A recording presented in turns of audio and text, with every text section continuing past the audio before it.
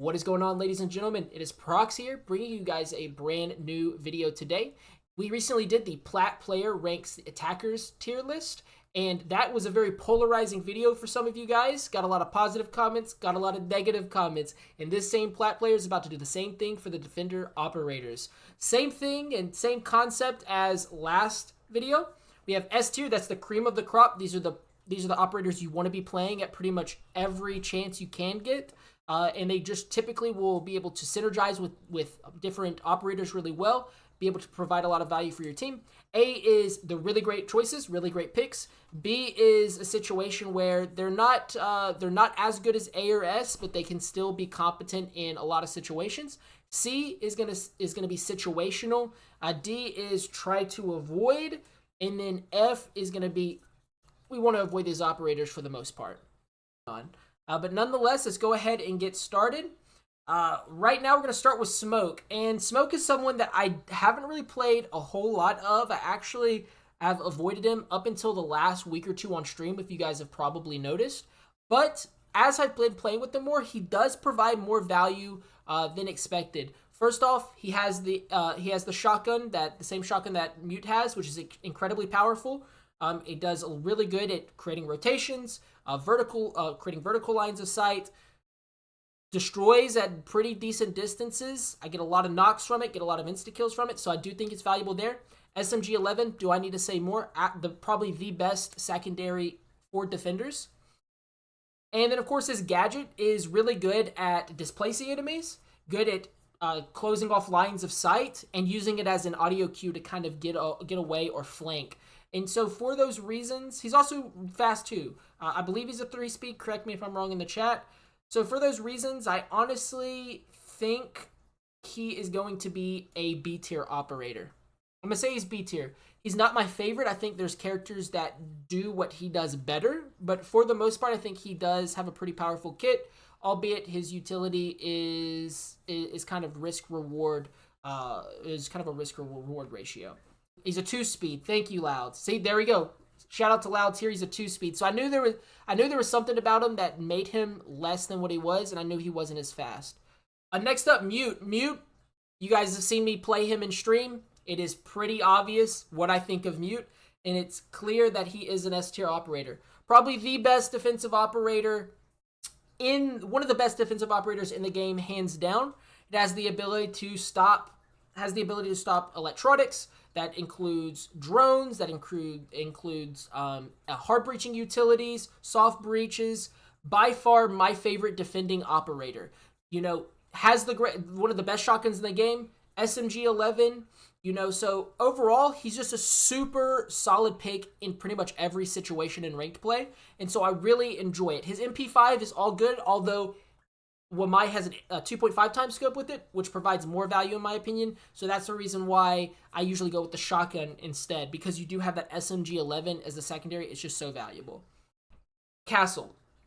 Castle's a tough one because a lot of people tend to rate Castle on the lens or on the lens of how they perceive other people playing Castle. For me, I think he's pretty powerful, has a good SMG with the UMP.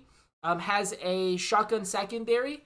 His main utility allows him to ultimately cut off lines of sight, displace for a period of time where they have to spend dedicated time destroying his reinforcements, or having to use utility, right? So it's time or utility is that trade-off.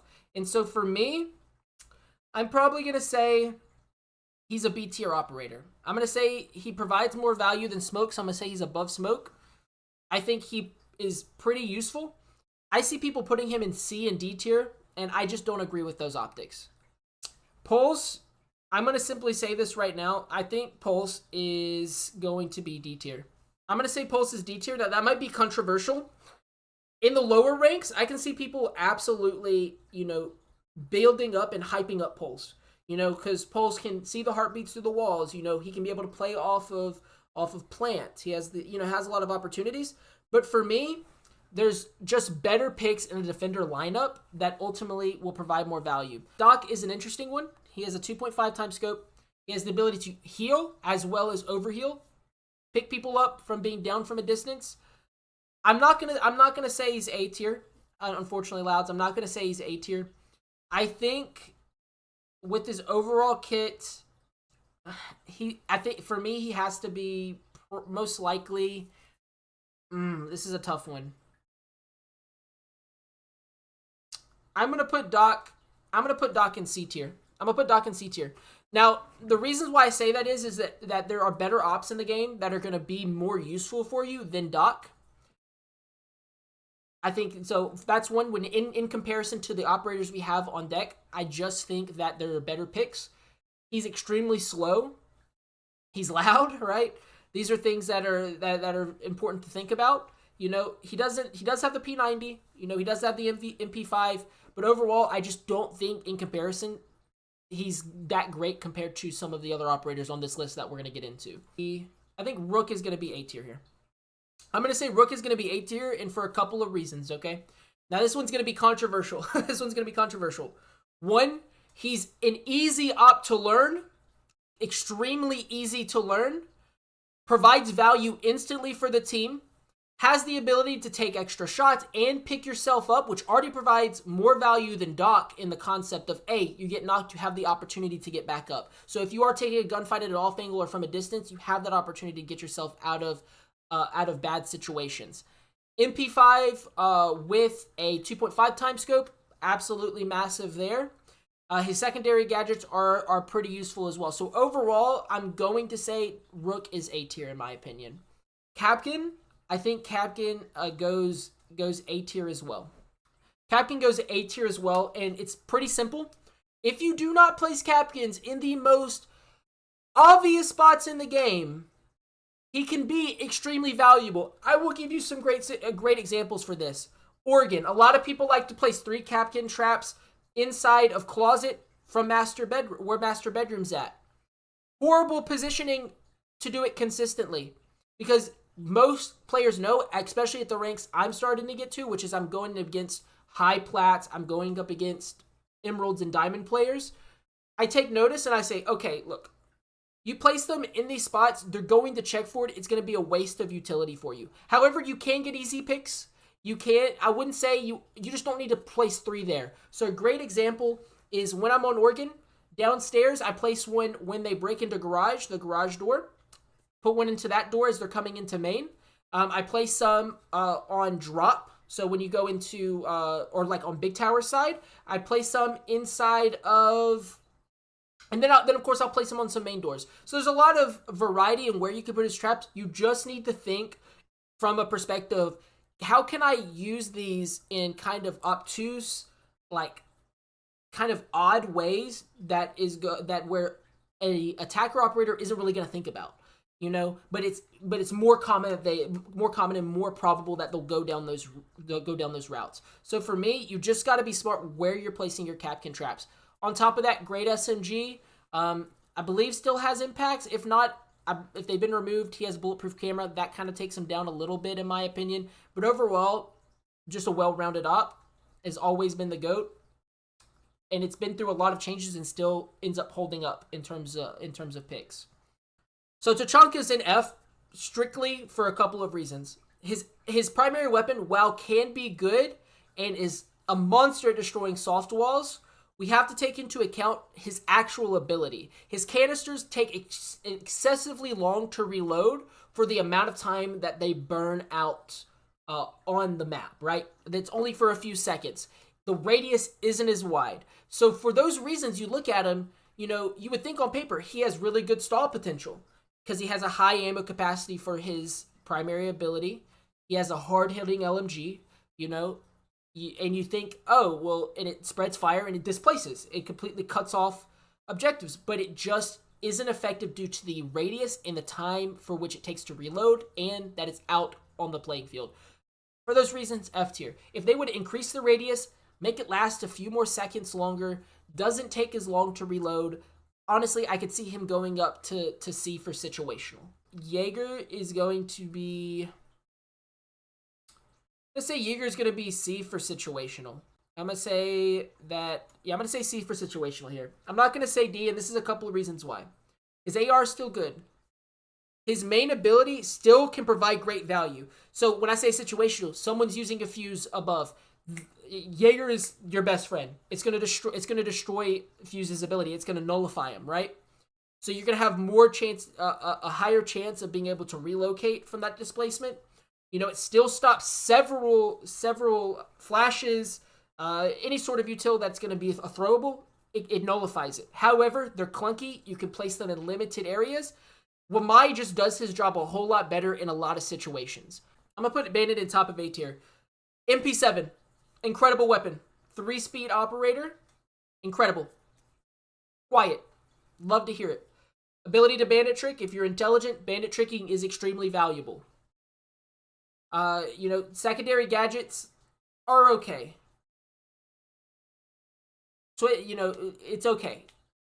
Now that I'm thinking about it, though, I'm actually gonna... No, I'm gonna leave him in A. I'm gonna leave him in A here right now. I just think that he's just an overall great team pick. You know how to bandit trick, MP7, 3-speed.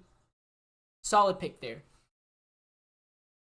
All right, guys. So for me, I'm gonna put Frost in top of B tier for a couple of reasons. Mainly being has a good SMG, has 2.5 times scope on it now, which is extremely valuable in my opinion. Deployable shield, traps will knock an enemy. They have the ability to get picked back up with a debuff, meaning that they're going to be making groans, and there's going to be a blood trail, and they're going to have movement disabilities. Really strong pick. I could see an argument for A. I just think that her traps can pretty much be useless in a lot of higher tier like plays, and especially in plat lobbies, just people don't fall for it as much as 3x ago when I was in silver, right? So for me, I think Frost is in a comfortable position, top B. I can see an argument for A though. Yeah, I'm gonna say Valkyrie is A tier, below Bandit. Valkyrie has the MPX, which is a very powerful weapon. Only 1-time scopes though. She does have the Desert Eagle, which is great at, you know, opening up holes for soft breaches. You know, creating lines of sight for soft breaches. The cameras are great. You know, any additional information that you can provide for the team is going to instantly launch her up in value. You can place them in really like individually off angles, very interesting angles. You have the opportunities to place them in more common spots. You have a lot of variety on where you can use her ability. You get 3 of them. Overall, just provides a lot of good value. Very helpful for anti-plant as well. And so for those reasons, I'm just going to say that she's an A tier here. Cav is going to go in D tier for me. That is going to be controversial, I think, for some. But there's better ops in the game for what she does. She has Silent Step. It, you know, makes her footsteps more quiet. She has a pistol that is inconsistent, though. A pistol that's inconsistent because of the damage fall off for it. She does have the ability to interrogate in the off situations that you might be able to interrogate someone, but can be extremely useful. The most useful intel tool in the game by far if you're able to pull it off. But her SMG and shotgun are just lackluster for me. Primaries are just lackluster for me. I'd say the biggest value that Cav has, and really the only thing that provides like the biggest value in my opinion, is that she can quietly drop hatches. She's silent. She has her silent step on, she falls through. Good. Flanking is fine if used correctly, but a good player is going to know a Cav's mindset and is going to be conscious of that. Check out my 2v4 video that we did on the YouTube channel. Shameless plug. Check it out. Cav went up against me, tried to flank me through hatch. I just could sense them. You know, I could hear them too. Good headset, a little bit of brain. Not going to be a problem getting through that. So for that reason, Cav's in D tier. Echo for me is going to go A tier above Valkyrie for honestly, the biggest reasons are these. Great primary weapon, integrated suppressor automatically, deployable shield for a secondary gadget I think is also valuable for his role. He gets 2 yokai drones. They stop planting, provides info like Valkyrie does, can be extremely annoying to go up against, a really solid Echo player is going to win a round. They could be across the map, nowhere near sight, and as long as they got those two yokai drones working in tandem with each other, they will win the round by just not letting them plant. So Mira, I'm gonna put top of A tier here. Honestly, it's pretty obvious using her. She has great intel while you're still having your gun up. She provides great intel for your team while they still have their guns up, right? I just have to stress that. She is a slow operator, but she does have a nitro cell. She does have a shotgun secondary for creating rotations, creating lines of sight through soft breaches. Very valuable there. Her primary weapon vector is basically a zero recoil lasering machine with a super fast fire rate. So I just think that though she can be situational, she just provides a lot of value, right? Let me know if I'm going crazy here. I think she provides a lot of value. All right, guys, I want to give a big shout out to Louds right now on the video because he is basically my encyclopedia right now. If I get a name of a gun wrong or anything like that, he has helped me correct the mistakes. So big shout out to Louds B. Say Legion is A tier. Oh, that's Ella. I'm going to say Legion is A tier, above Rook. Honestly, I'm going to put her above Valkyrie as well. Main reasons being T5 SMG is extremely consistent, pretty good fire rate. He has a ton of mines, has impact grenades, right?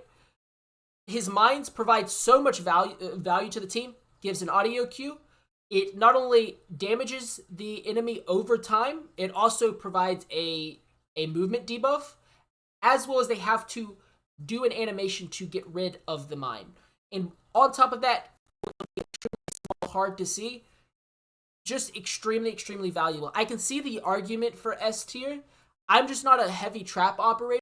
Next up is Ella. Ella, under my umbrella. Ella, going C.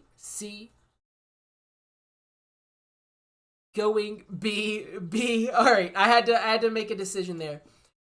Ella's gonna go B. I've been a little hard on Ella in past videos, but as of lately, I've been told to play her more, and I'm understanding that she's not the worst pick in the world. Let's talk about what she does really well, right? Her primary gadget ability is extremely valuable when people walk through it, right? If they're not using their brains necessarily and they walk through it, it provides a massive concussion to the enemy, making it to where they cannot hear. Their screen is disoriented for a period of time. So it gives a great audio cue to defenders on those locations. So I think she's really valuable there, right? However, her weapons for me are a little inconsistent. I have gotten much better with her SMG, hence why she goes from a C to a B tier. Her shotgun is just avoid at all costs. Avoid at all costs, in my opinion. All right, guys, the first real controversial take of today is probably going to be Vigil. I'm going to say Vigil with the current season we're in now, Deadly Omens, with the addition of Deimos, Vigil goes S tier for me. Vigil goes S tier for me. And it's for a multitude of positive things about him. First, let's talk about his primaries.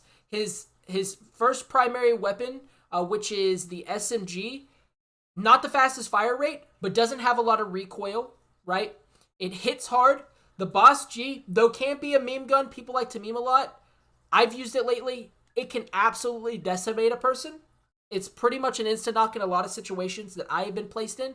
But the value that we get from Vigil is his ability.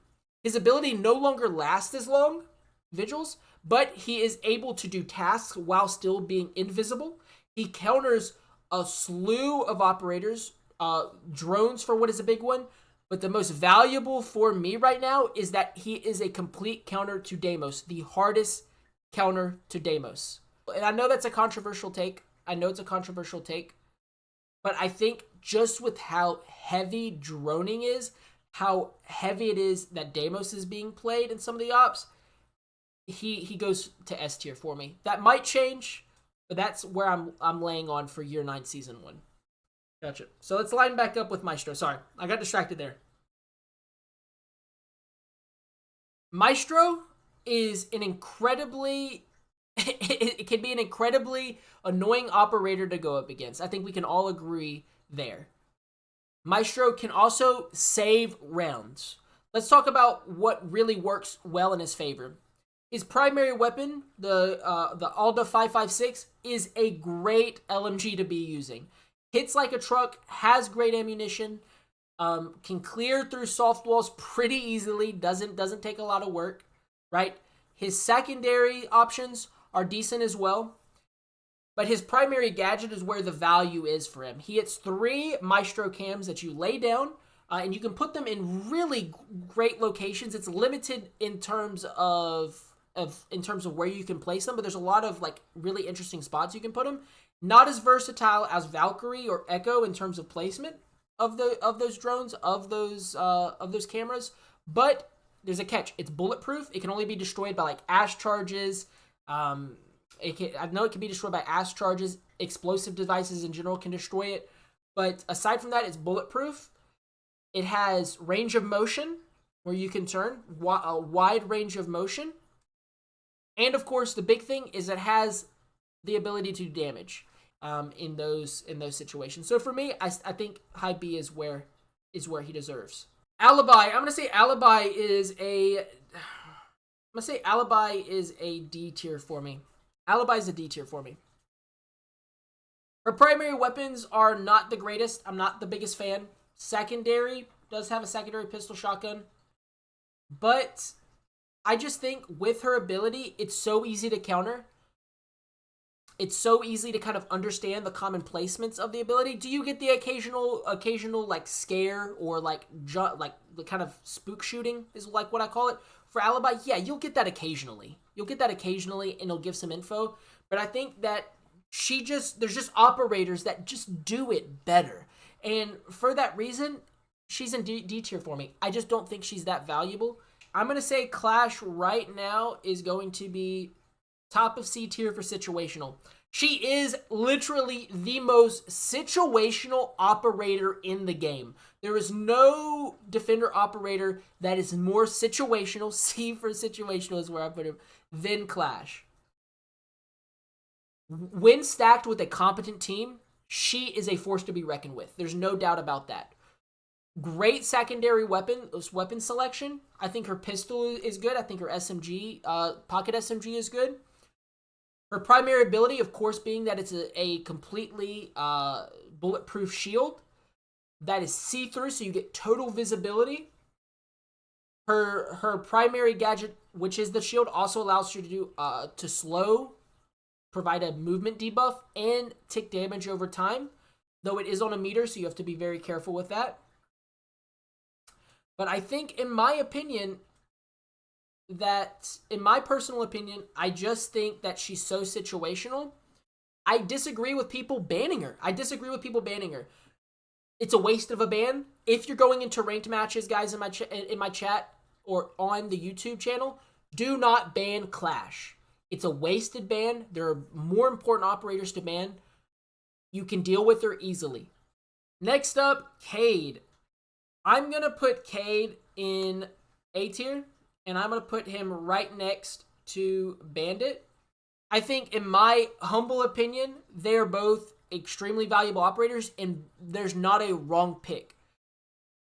I will say, Bandit's going to be the slightly better operator in cases when people are going to be using Thatcher. If Thatcher's not banned, there's going to be, obviously he can Bandit trick, so there's that value there. However, if Thatcher is banned, you can easily avoid impact EMPs by placing his Cade traps, his Cade gadgets, in the appropriate places where they just simply cannot be hit.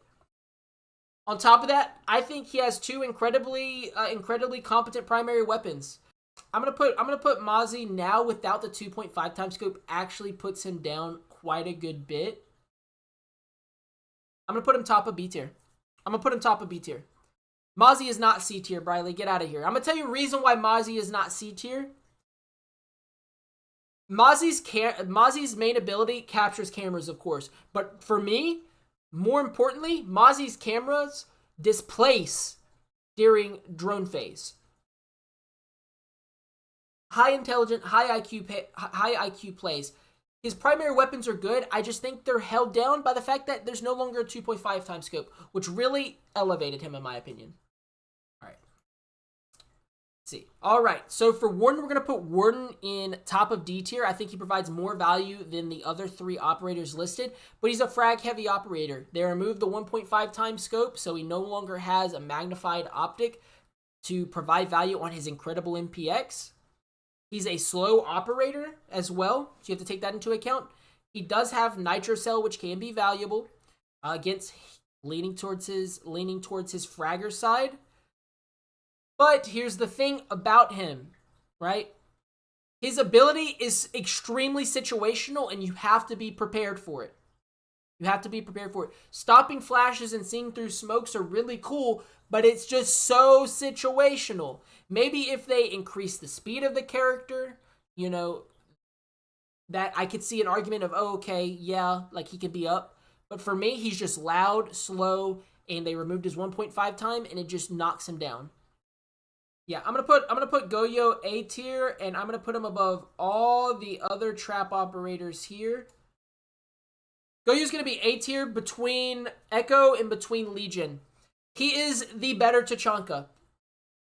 Plain and simple. Okay? His abilities, you have, I believe, 4 or 5 canisters. Correct me if I'm wrong. You have quite a few canisters. Let me see, 1, 2, 3. You have 4 canisters.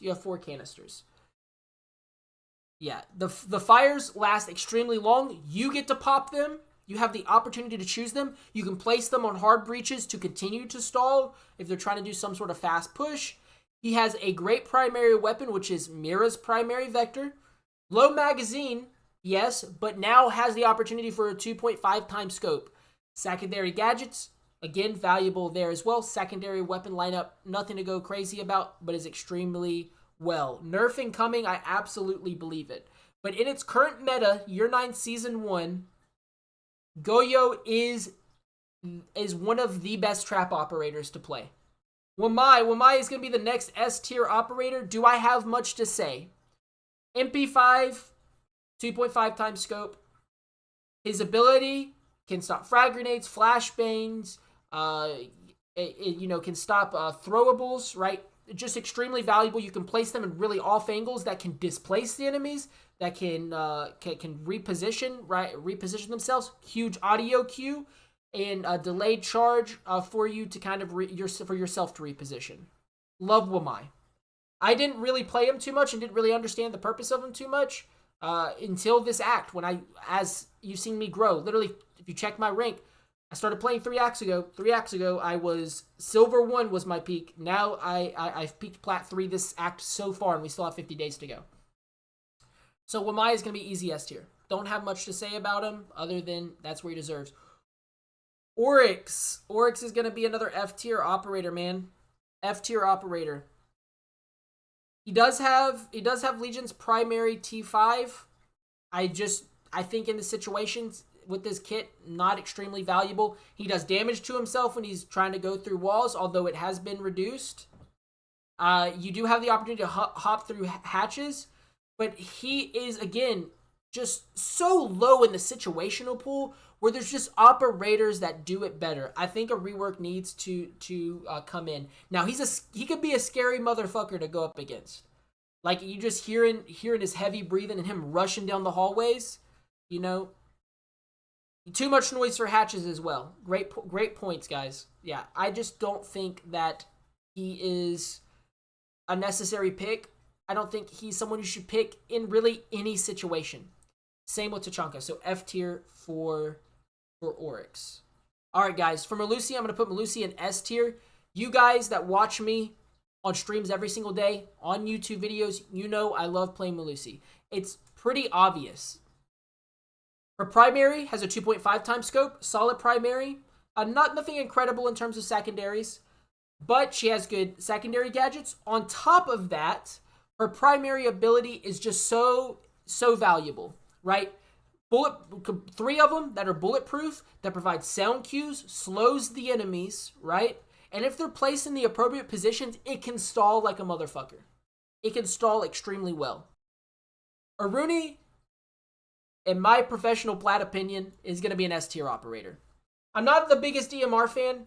You watch my streams on the daily. You know I'm not the biggest DMR fan. But in a defensive situation, she can add some great value. She has a 2.5 times scope on her DMR. She has the ability to absolutely rip through soft, soft walls with her gun. That can fast tap fire rate. Great for spawn peaks. Overall, fantastic weapon. On top of that, she has one of the coolest passives in the game, allowing her to hit massive holes in soft breaches. She can break hatches with a single punch, or she can use her DMR to do that. Her primary gadget allows you to destroy a piece of utility that an enemy team uses, and we all understand how important utility is in the game of Rainbow Six Siege. So just extremely valuable there. If they decide to walk through it, they do take damage as well, and it's a pretty hefty damage cost. I think it's like 30 damage for walking through. They can be reactivated if you shoot at it after a period of time. Honestly, the only thing that holds her down is just her movement speed.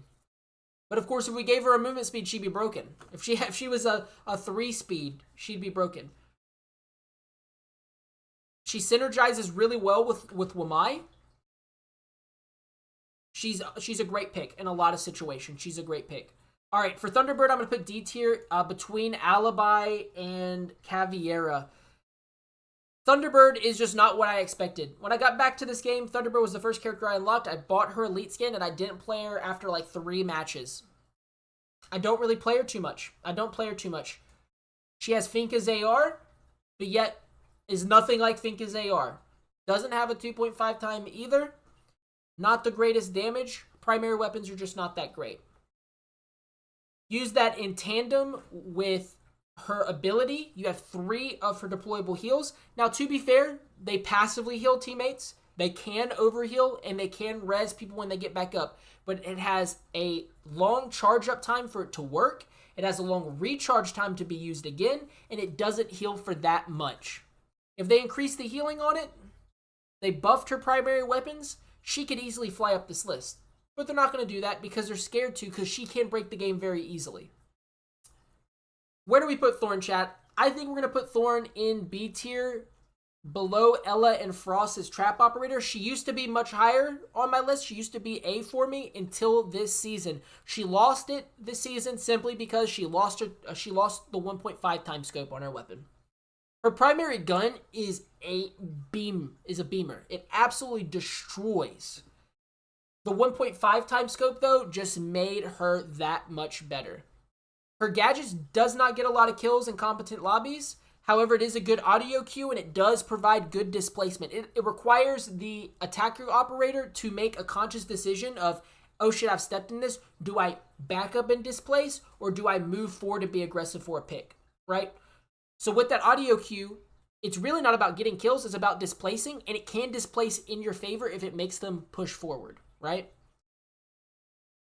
Azami, even with the nerfs this season, Azami goes S tier. I mean, do we even have to go into it? Great primary weapons. Slept on shotgun, consistent SMG. Has the Desert Eagle as her secondary, so it hits hard, can create destructible holes in the soft breaches. Then we get on to her primary ability, right? Her primary ability, she gets a lot of charges for her primaries. Still to this day, I'm seeing crazy pixel peaks. Yes, you can destroy them now with bullets, but you have to unload a mag and have to destroy it, right? S tier all day, Briley, exactly. Chat, S tier all day. Just a solid op. Then we go back to back champs. Back-to-back champs. Solus is an S tier operator. Again, do we have to argue? P90 melts. P90 is very valuable. Yes, it doesn't have a 2.5 or 1.5 times scope, but that's not the point of her ability. Secondary gadget, she gets impact grenades. Okay, she gets impact grenades, but the bread and butter of her ability is she shuts down drone phase completely. Shuts down any sort of information the team is going to get outside of like Lion, right? Or outside of characters that can provide information like Lion or Grim or characters like that. But the fact that she can shut down those phases, the fact that she's an anti-plant character, she wins rounds playing vertical. Are you kidding me? Fenrir is an S tier, and it's shown through the pick rate and the ban rate. The ability to give audio cues, to blind the enemies, to provide to deafen the enemies, provides so much value to your team. On top of that, you get an MP7. I mean, a great weapon, fast operator. Fenrir is a great pick. And now, the only thing you do notice is both of those operators get banned a lot. Well, they're S tier, and they're getting banned a lot. You think there's there's a correlation? Yeah, most definitely. Listen, brothers. I'm gonna tell you this right now. Tuberu is gonna be top of A tier. Top of A tier. The reason why he's going top of A tier is pretty simple. He has a really strong primary weapon. Extremely powerful primary weapon. Does great damage. It is a DMR, so you do have to keep that in mind, but it does great damage. Has a 2.5 times scope. Extremely valuable. His canisters, his primary ability, stalls all util. Allies as well, which kind of holds him back from S tier. It's a double-edged sword. It allows you to give an audio cue if they're nearby. The enemy team will start shivering, making cold noises. If you throw it in a vertical line of sight, you can see footsteps, right? But it's a limited time canister. You only get so many of them. You can only hold so long. He is a great operator if worked in synergy with someone like Bandit. When worked with synergy with someone that can assist with those hard breaches and in those situations. He provides great synergy, but he is not the greatest anti wall op. And honestly, for that reason, I'm going to put Tuberu down A tier below Bandit. I've changed my mind because Bandit still just provides more value. I'm happy with this tier list. I think it played out quite well.